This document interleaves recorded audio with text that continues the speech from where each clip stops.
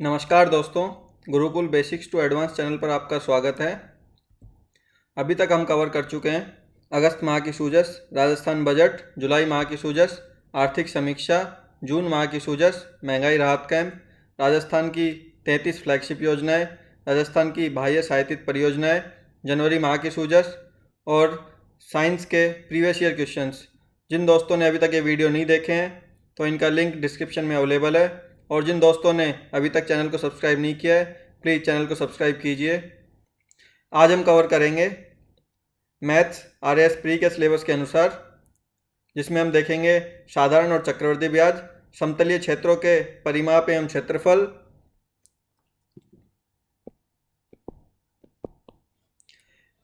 फिर उसके बाद हम देखेंगे माध्य, समांतर माध्य, गुणोत्तर माध्य और हरात्मक माध्य, माध्यिका एवं बहुलक, प्रतिशत। उसके बाद हम देखेंगे अनुपात, समानुपात एवं साझा, और फिर दो वेरी वेरी इंपॉर्टेंट टॉपिक हम कवर करेंगे उसके बाद, क्रमचय, संचय और प्रायिकता। दोस्तों, हर साल इन सभी 7 टॉपिक से एक क्वेश्चन पक्का आता है, तो इस क्लास में हम 7 क्वेश्चंस को कवर करेंगे, तो दोस्तों लास्ट तक ज़रूर देखिएगा। ठीक है, आइए कवर करते हैं। सबसे पहले देखते हैं साधारण और चक्रवृद्धि ब्याज। मिश्र धन क्या होता है दोस्तों? मिश्र धन मूलधन और ब्याज का जोड़ होता है दोस्तों। साधारण ब्याज का फॉर्मूला क्या होता है? मूलधन गुणा दर गुणा समय बटे 100, पी आर टी अपॉन 100। यहाँ पी है प्रिंसिपल अमाउंट, आर है रेट, टी है समय। और दोस्तों चक्रवृद्धि ब्याज निकालने के लिए मिश्र धन क्या होता है? मूलधन इंटू 1 प्लस दर अपॉन 100 की घात समय। ये किसके लिए फॉर्मूला है दोस्तों? वार्षिक आधार पे, जब दर क्या हो? ब्याज की दर वार्षिक हो। ठीक है दोस्तों, और चक्रवृद्धि ब्याज हम कैसे निकालते हैं? क्योंकि इस फॉर्मूले से हम पहले मिश्र धन निकालेंगे और मिश्र धन में से क्या घटा देंगे? मूलधन हम माइनस कर देंगे, तो क्या आ जाएगा हमारा? Compound interest. ठीक है दोस्तों, और कंपाउंड इंटरेस्ट और सिंपल इंटरेस्ट या साधारण ब्याज में से कौन सा ज़्यादा होता है? Compound interest. कंपाउंड इंटरेस्ट हमेशा सिंपल इंटरेस्ट से ज़्यादा होता है। क्यों? क्योंकि कंपाउंड इंटरेस्ट, इंटरेस्ट के ऊपर भी इंटरेस्ट लगता है, उसे ही हम कंपाउंड इंटरेस्ट कहते हैं दोस्तों। ठीक है, आइए क्वेश्चंस के थ्रू देखते हैं।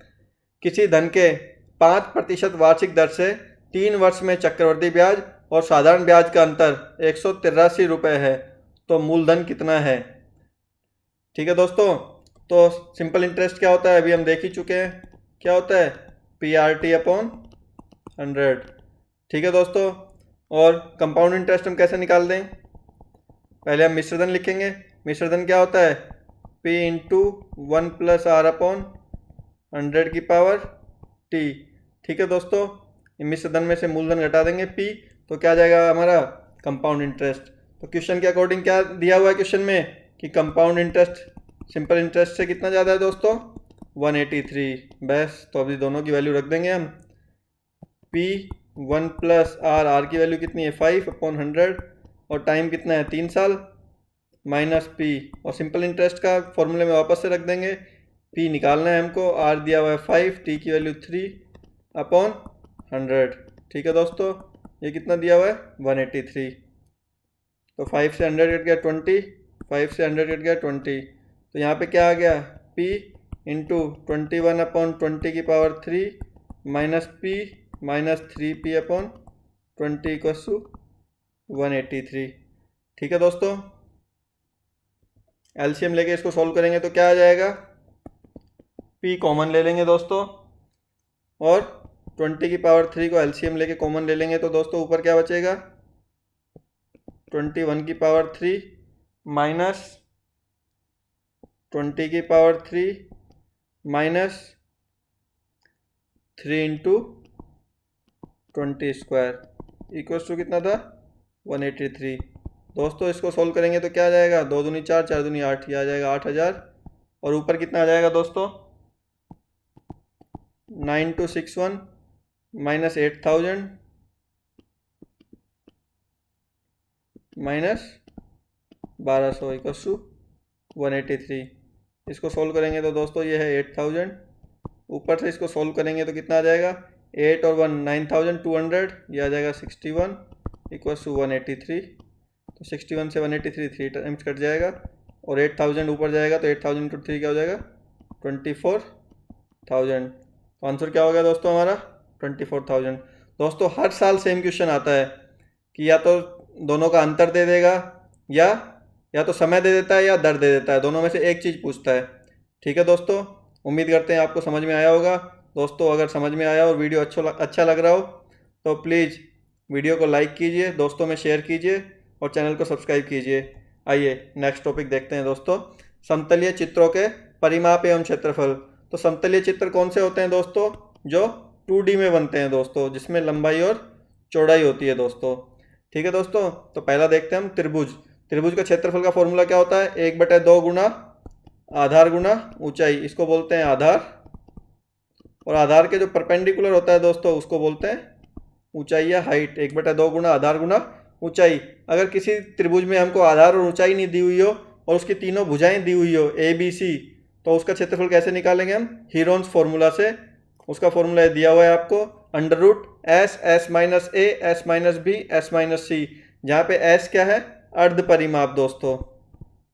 अर्ध परिमाप कैसे निकालते हैं दोस्तों? तीनों भुजाओं का योग करके 2 का भाग दे देते हैं। तो S की वैल्यू कितनी होती है? A + B + C/2। ठीक है दोस्तों, समबाहु त्रिभुज का क्षेत्रफल कितना होता है? √3/4A², जहाँ पे A क्या है? समबाहु त्रिभुज की भुजा। समबाहु त्रिभुज किसको कहते हैं? जिसकी तीनों भुजाएं बराबर होती हैं।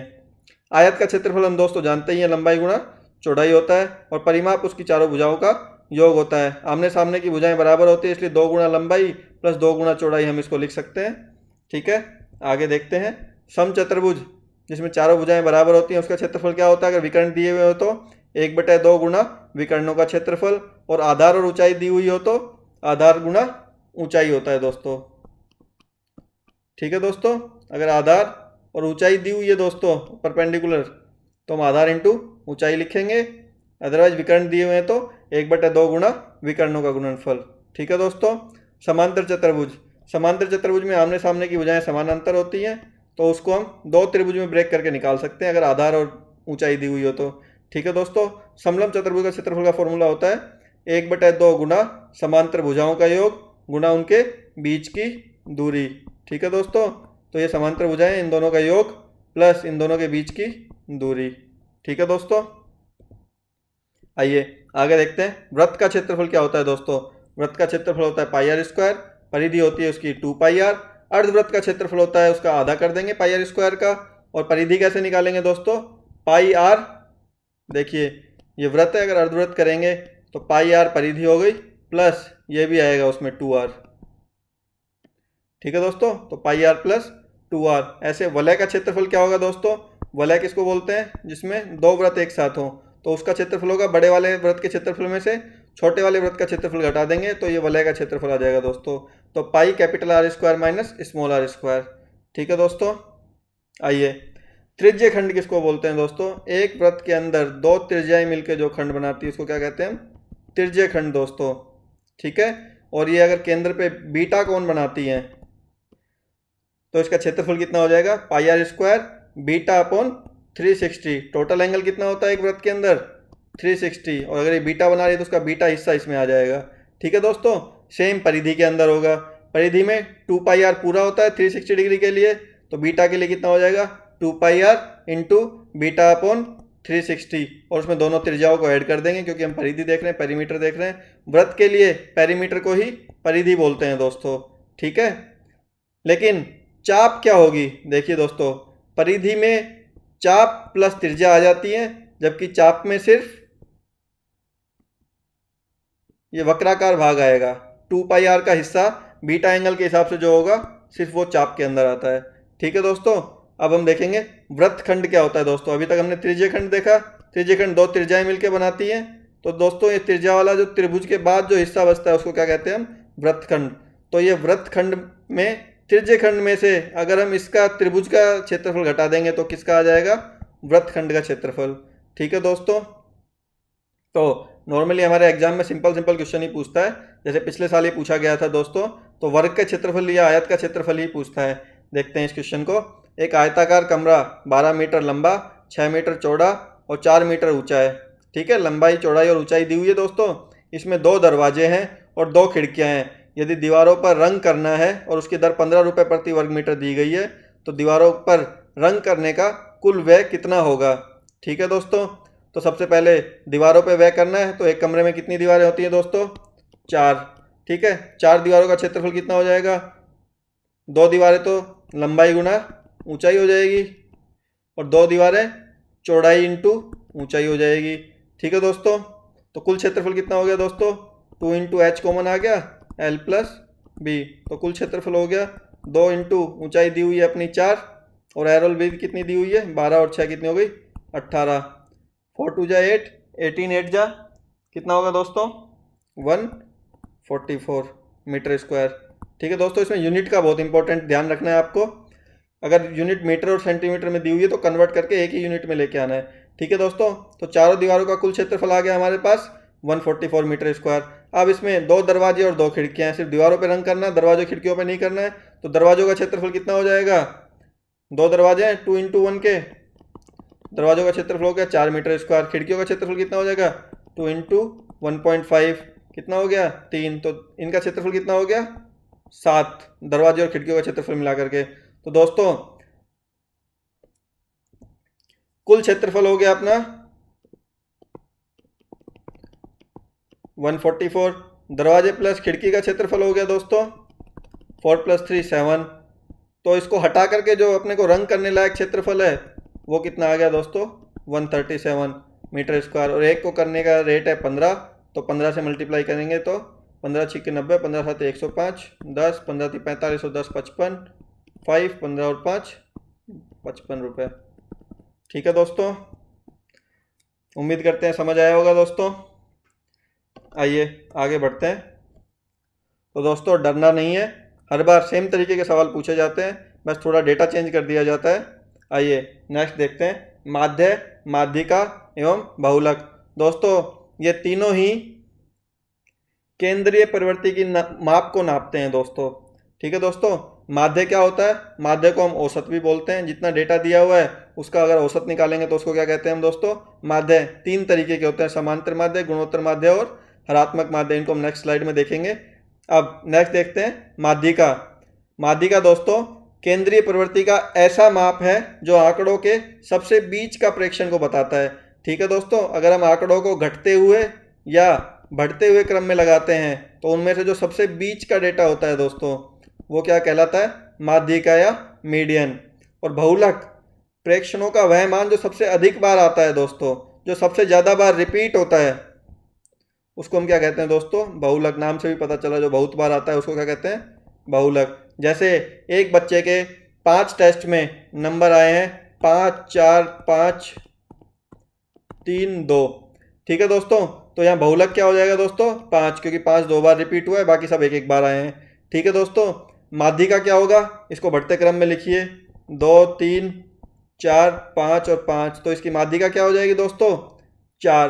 ठीक है दोस्तों, और समांतर माध्य कैसे निकालेंगे? पांचों को जोड़ के 5 का भाग दे देंगे तो क्या आ जाएगा हमारा? माध्य। ठीक है दोस्तों, उम्मीद करते समझ आया होगा आपको। अब देखते हैं, माध्य 3 तरीके के होते हैं। समांतर माध्य, समांतर माध्य तो हम औसत को ही बोलते हैं। जितनी संख्या दी गई है उन सबको जोड़ेंगे और जितनी संख्या जोड़ी है हमने उतनी संख्या से उतने नंबर से भाग दे देंगे। ठीक है दोस्तों, गुणोत्तर माध्य किसको कहते हैं? गुणोत्तर माध्य में जितने भी डेटा का हमको गुणोत्तर माध्य निकालना है उनका वर्गमूल निकाला जाता है दोस्तों।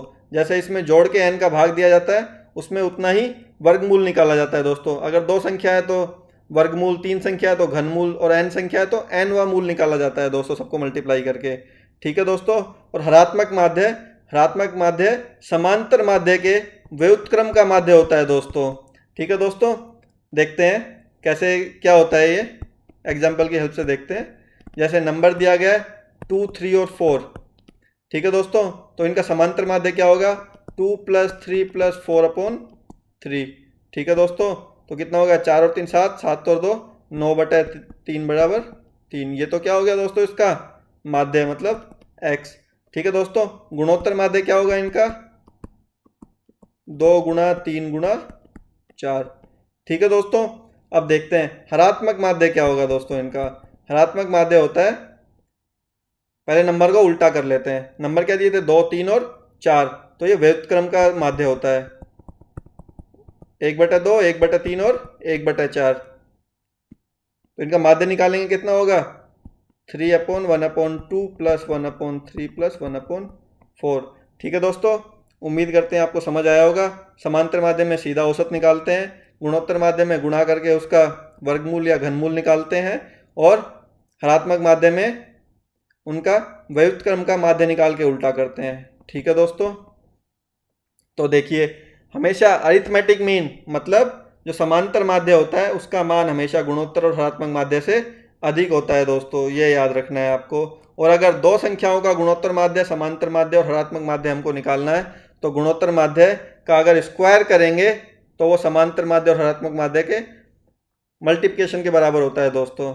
ठीक है दोस्तों, तो ये तीन चीज़ें याद रखनी है कि अरिथमेटिक मीन हमेशा सबसे ज़्यादा होता है और गुणोत्तर माध्य इन दोनों के गुणा करके वर्गमूल निकालते हैं उसके बराबर होता है। ठीक है दोस्तों, आइए पिछले बार क्या क्वेश्चन आया था वो देखते हैं दोस्तों। देखिए पिछली बार माध्य का क्वेश्चन आया था, समांतर माध्य का, इस बार गुणोत्तर माध्य का आ सकता है, या फिर माध्यिका का या बहुलक भी पूछ सकता है सीधा सीधा।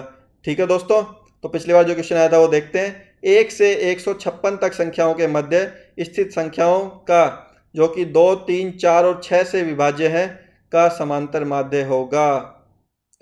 ठीक है दोस्तों, तो 2, 3, 4 और 6 से विभाज्य कौन कौन सी संख्याएं होंगी दोस्तों, बताइए एक बार।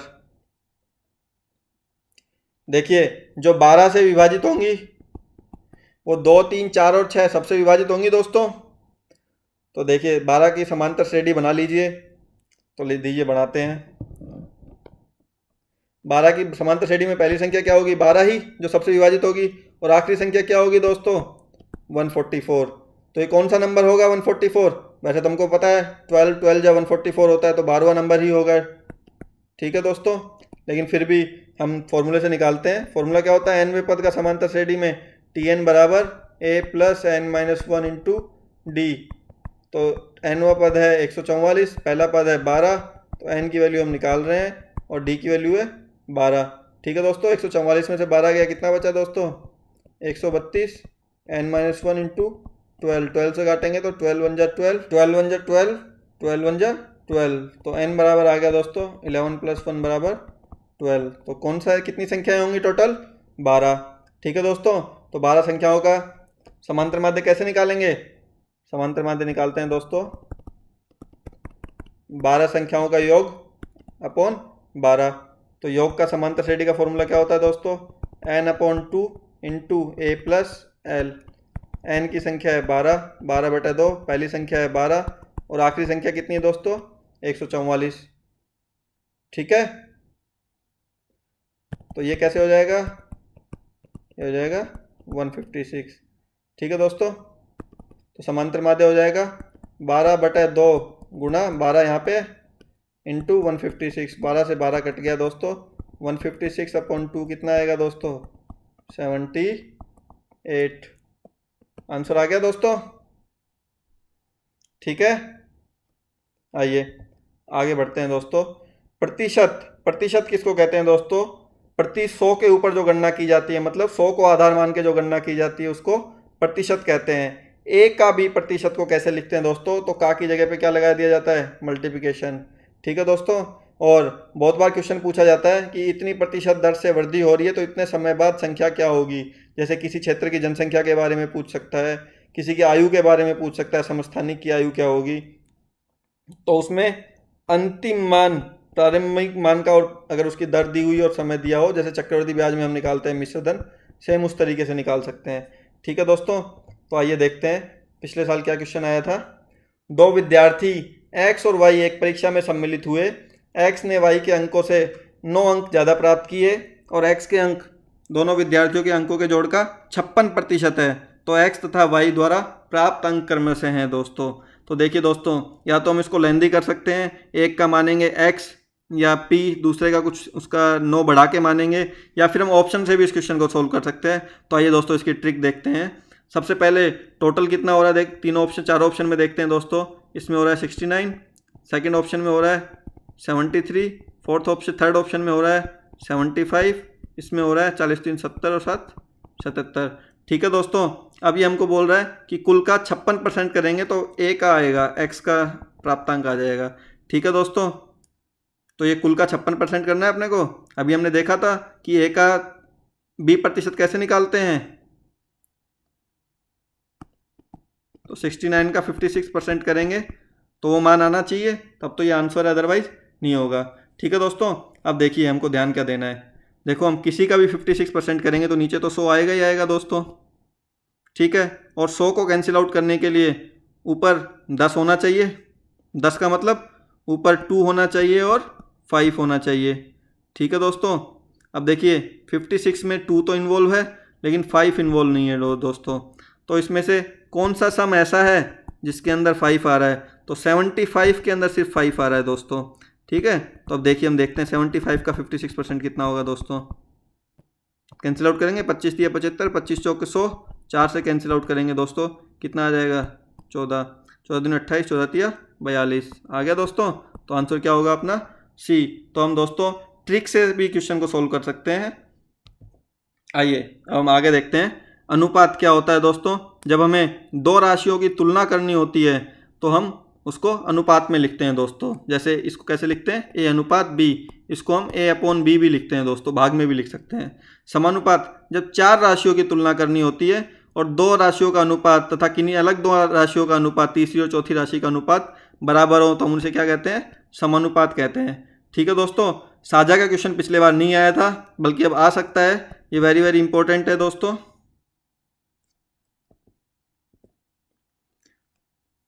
क्यों इंपॉर्टेंट है दोस्तों, और इसको कैसे सोल्व करते हैं। जिस अनुपात में भी दे देगा कि ए और बी दोनों एक व्यापार में शामिल हैं और एक ने इतना निवेश किया, इतने महीने तक निवेश किया, बी ने इतना निवेश किया, इतने महीने तक निवेश किया और उसको कुल लाभ इतना हुआ, तो ए और बी का हिस्सा कितना कितना होगा दोस्तों।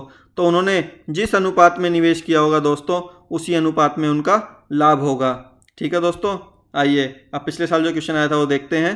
एक थैली में 1 रुपये 50 पैसे और 25 पैसे के सिक्के हैं जो इस अनुपात में है, 1 रुपये 50 पैसे और 25 पैसे के सिक्के हैं। किस अनुपात में है दोस्तों, 25 अनुपात 9 अनुपात 5। तो इसको हम 25x 9x और 5x लिख सकते हैं दोस्तों। कुल धन है दोस्तों 2460, तो 25x plus 9/2x plus 5/4x बराबर कितना दे रखा है दोस्तों 2460। 4 LCM ले लेंगे तो क्या हो जाएगा 100x plus 18x plus 5x upon 4। ठीक है दोस्तों, ये हो गया 2460। इसको सोल्व करेंगे तो कितना आ जाएगा दोस्तों 123x बटे 4 बराबर 2460। इसको कैंसिल आउट करेंगे तो ये 20 हो गया, तो x बराबर आ गया दोस्तों 80। और अपने पास 50 पैसे के सिक्के कितने थे दोस्तों 9x, तो x की वैल्यू अभी हमने 80 निकाली है दोस्तों। तो 80 इसमें पुटअप कर देंगे, 8 9 जा 72। कितने सिक्कों की संख्या कितनी हो गई दोस्तों 720। तो दोस्तों बहुत ही आसान क्वेश्चन आते हैं मैथ के, तो बेसिक पे टिके रहना है आपको, कोई हाई फाई चीज़ें नहीं करनी है, बस बेसिक के साथ क्वेश्चन करने हैं, क्वेश्चन आसानी से सोल्व हो जाएंगे और टाइम की कोई कमी नहीं होती है। आइए अभी तक हम पिछले क्लासेज में क्या क्या कवर कर चुके हैं एक बार रिवाइज करते हैं। इंदिरा गांधी शहरी रोजगार गारंटी योजना कब से लागू की गई, कमेंट करके बताइए दोस्तों। राजस्थान निवेश प्रोत्साहन योजना 2022 कब से लागू की गई। राज्य वन नीति 2023 में निर्धारित वनस्पति आवरण कितना रखा गया है। TOFR में कितने पौधे लगाने का लक्ष्य रखा गया है दोस्तों, कमेंट करके जल्दी जल्दी बताइए, फिर हम डिस्कस करते हैं। दोस्तों इंदिरा गांधी शहरी रोजगार गारंटी योजना 9 सितंबर 2022 को लागू की गई। राजस्थान निवेश प्रोत्साहन योजना 7 अक्टूबर 2022 को लागू की गई और राज्य वन नीति 2023 में वनस्पति आवरण को 20% तक बढ़ाने का लक्ष्य रखा गया है। TOFR में 5 करोड़ पौधे लगाने का लक्ष्य रखा गया है, जिसमें 1 करोड़ पौधे शहरी निकायों में, 1 करोड़ ग्राम पंचायतों में और 3 करोड़ व्यक्तिगत स्तर पर लगाने का लक्ष्य रखा गया है दोस्तों अगस्त माह की सूजस की PDF टेलीग्राम चैनल पे डाल दी गई है, जिसका पासवर्ड आपके सामने लिखा हुआ है दोस्तों ग्रीन कलर में, आप जा कर के देख सकते हैं। ठीक है, आइए आगे देखते हैं। राजस्थान के पहले बर्ड पार्क का संचालन कहाँ पे किया जा रहा है। स्कंद पुराण में दीर्घपुर किस स्थान का नाम रखा गया है। सामाजिक सुरक्षा पेंशन के तहत न्यूनतम पेंशन और वार्षिक वृद्धि कितनी रखी गई है। इंदिरा गांधी शहरी क्रेडिट कार्ड योजना का विभाग कौन सा है। मुख्यमंत्री बाल गोपाल योजना कब शुरू हुई दोस्तों। तो राजस्थान के पहले बर्ड पार्क का संचालन कहाँ पे किया जा रहा है दोस्तों, कमेंट करके जल्दी जल्दी बताइए। गुलाब बाग उदयपुर में। स्कंद पुराण में दीर्घपुर किस स्थान का नाम रखा है दोस्तों, डीग भरतपुर का। सामाजिक सुरक्षा पेंशन योजना के तहत न्यूनतम पेंशन 1000 रुपये और वार्षिक वृद्धि कितनी निर्धारित की गई है दोस्तों, 15%। इंदिरा गांधी शहरी क्रेडिट कार्ड योजना का विभाग कौन सा रखा गया है दोस्तों, कौन सा विभाग देखता है इसको, स्वायत्त शासन विभाग। ठीक है दोस्तों। बाल गोपाल योजना कब शुरू की गई दोस्तों, 29 नवंबर 2022 को। ठीक है दोस्तों, आइए आगे देखते हैं। CISF की तर्ज पे RISF की बटालियन 3 जगह पे स्थापित की जा रही है दोस्तों। कौन कौन सी जगह स्थापित की जा रही है, कमेंट करके बताइए। ब्रैकिश वाटर एक्वाकल्चर लैब की स्थापना कहाँ पे की जा रही है, institute of jungle and field craft की स्थापना कहाँ पे की जा रही है, अटल भूजल योजना में कौन कौन सी संस्थाएं शामिल हैं, भौर कार्यक्रम किससे संबंधित है, और SDG इंडिया इंडेक्स की नोडल एजेंसी कौन सी है दोस्तों, जल्दी से कमेंट करके बताइए। आइए डिस्कस करते हैं। CISF की तर्ज पर RISF की 3 बटालियन टपूकड़ा, चित्तौड़ व बालोतरा में स्थापित की जाएंगी दोस्तों। ब्रैकिश वाटर एक्वाकल्चर लैब की स्थापना कहाँ पे की जा रही है दोस्तों, चूरू में। Institute of jungle and field craft की स्थापना कहाँ पे की जा रही है दोस्तों, उदयपुर में। अटल भूजल योजना 50-50% के योगदान से गवर्नमेंट ऑफ इंडिया भारत सरकार और वर्ल्ड बैंक की योजना है दोस्तों। भौर कार्यक्रम भिक्षुकों के पुनर्वास से संबंधित है। SDG इंडिया इंडेक्स की नोडल एजेंसी कौन सी है दोस्तों, नीति आयोग। ठीक है दोस्तों, उम्मीद करते हैं अभी तक वीडियो आपको अच्छा लगा होगा दोस्तों। अगर वीडियो अच्छा लग रहा हो तो प्लीज़ वीडियो को लाइक कीजिए, दोस्तों में शेयर कीजिए, और अभी तक चैनल को सब्सक्राइब नहीं किया है तो प्लीज़ चैनल को सब्सक्राइब कीजिए। आइए आगे 2 वेरी इंपॉर्टेंट टॉपिक देखते हैं दोस्तों, जो अगर आपको समझ में आ गया तो बहुत आसान है, और नहीं आया दोस्तों तो क्वेश्चंस को करना बहुत मुश्किल हो जाता है। आइए देखते हैं। क्रमचय एवं संचय, परमुटेशन एवं कॉम्बिनेशन।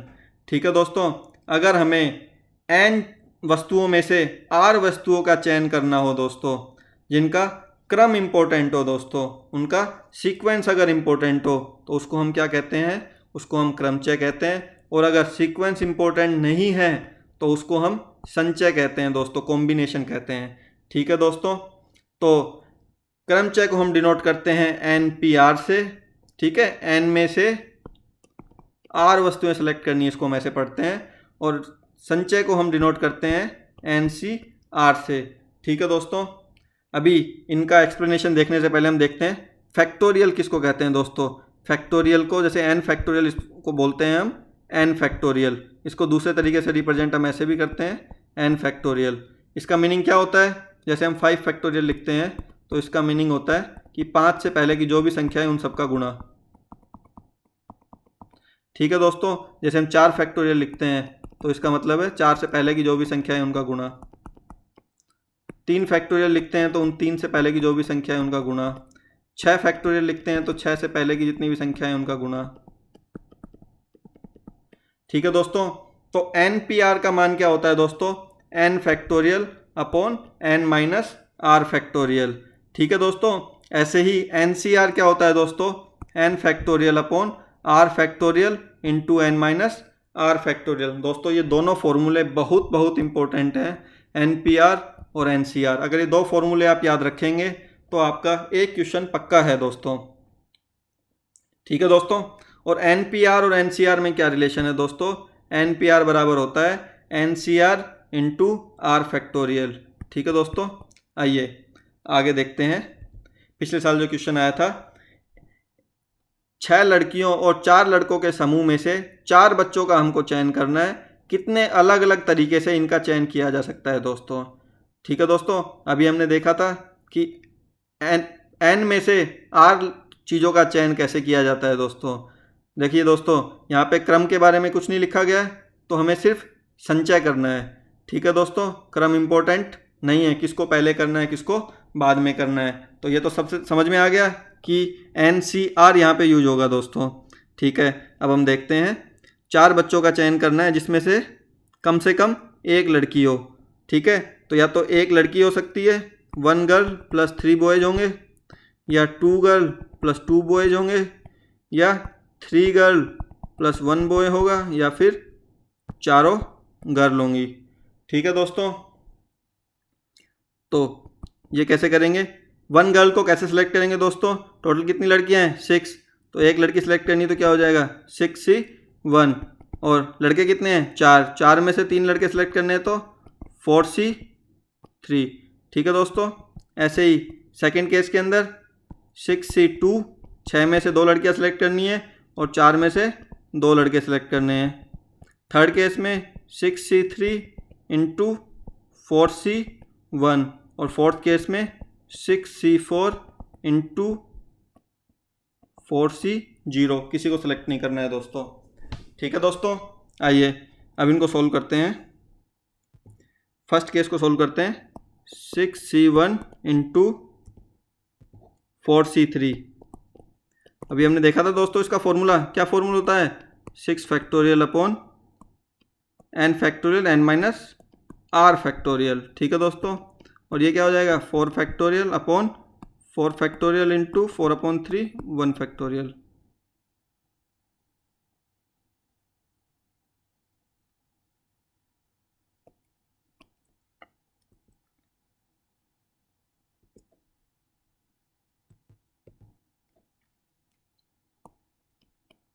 इसको सोल्व करेंगे दोस्तों, 6 इंटू 5 फैक्टोरियल लिख सकते हैं, नीचे है 1 फैक्टोरियल और 5 फैक्टोरियल, 5 से 5 कैंसिल आउट हो गया, इंटू और यहाँ पे 4 से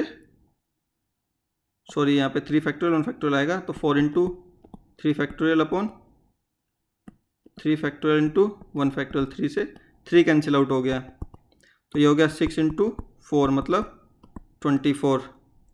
ठीक है दोस्तों, सेम सेकंड केस को सोल्व करेंगे, 6C2 क्या हो जाएगा दोस्तों 6 factorial upon 2 factorial 4 factorial into 4 factorial upon 2 factorial 2 factorial. Solve करेंगे तो दोस्तों 6 5 जा अपॉन 2 15 हो गया दोस्तों। नेक्स्ट 4 इंटू 3 अपॉन 2 6, तो ये क्या हो जाएगा 5 3 15 15 6 कितना हो गया दोस्तों 90।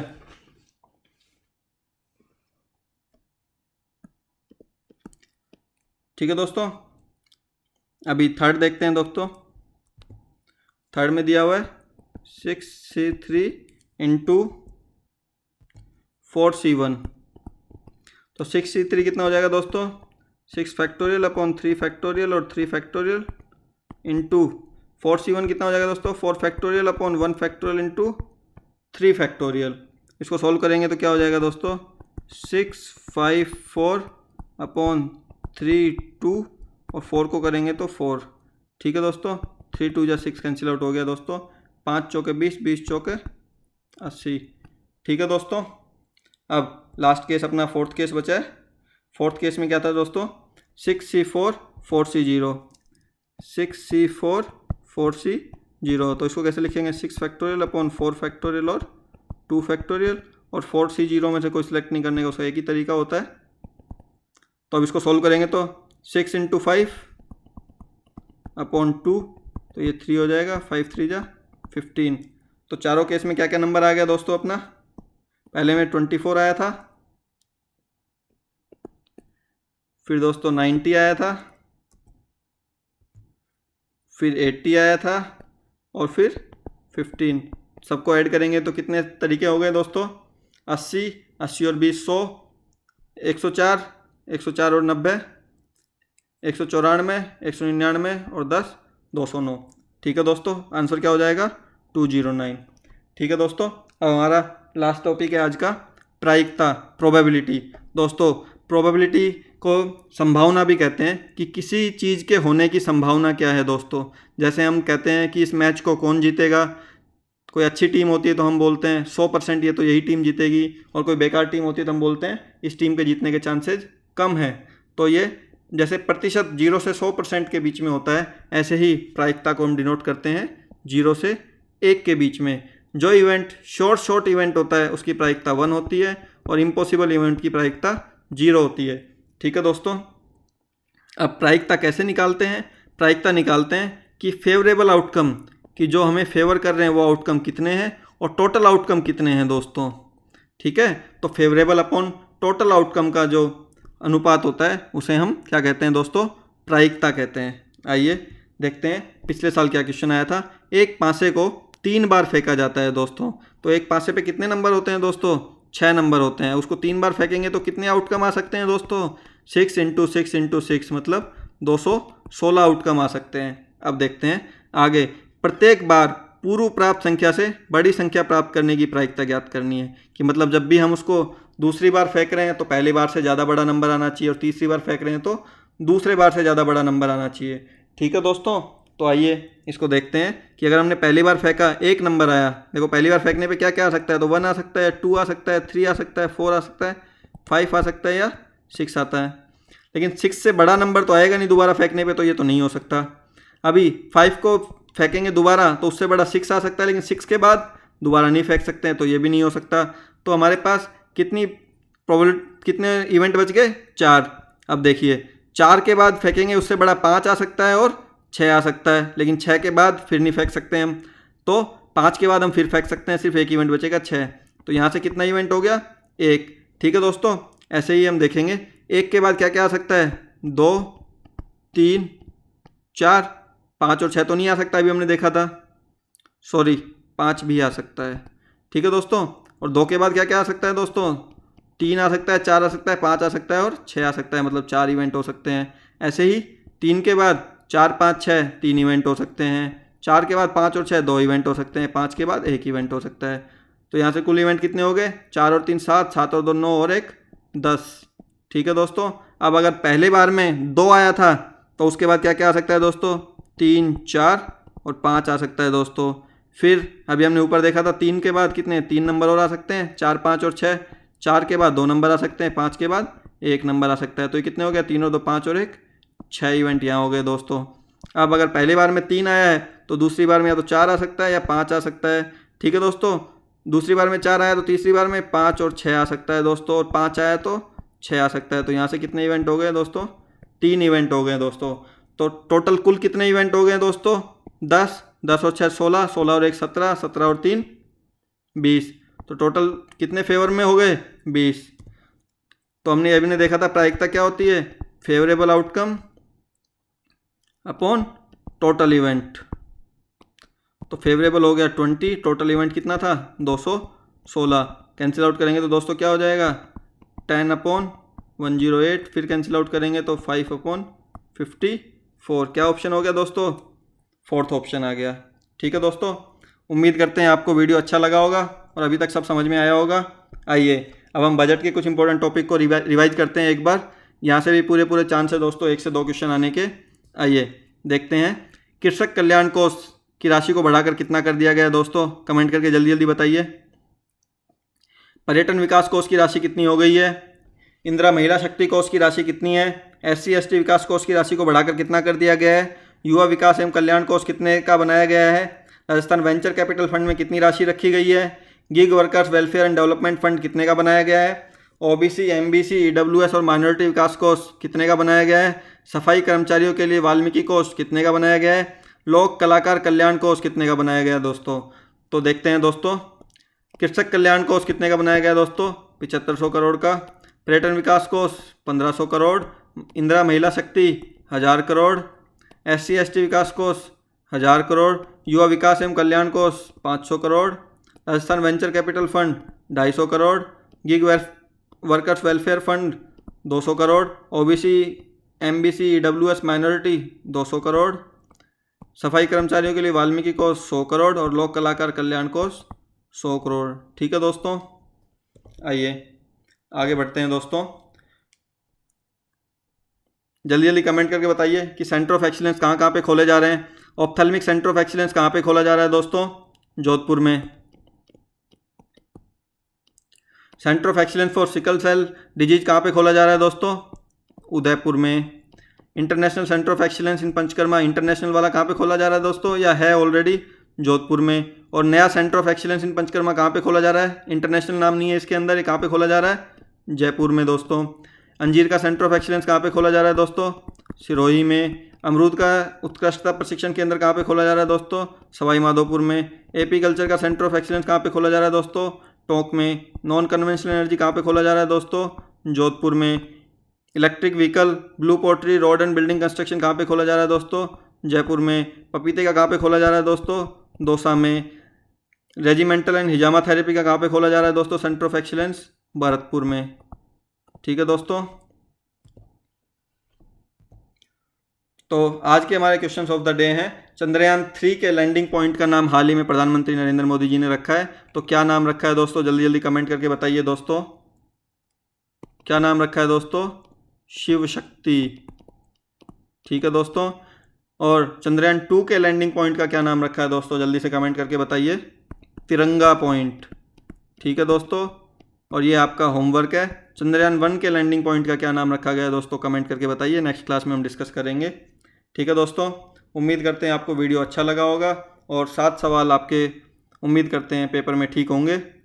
तो अगर वीडियो अच्छा लगा हो दोस्तों तो प्लीज़ वीडियो को लाइक कीजिए, दोस्तों में शेयर कीजिए, और जिन दोस्तों ने अभी तक चैनल को सब्सक्राइब नहीं किया है प्लीज़ चैनल को सब्सक्राइब कीजिए। Thank you for watching. Thank you.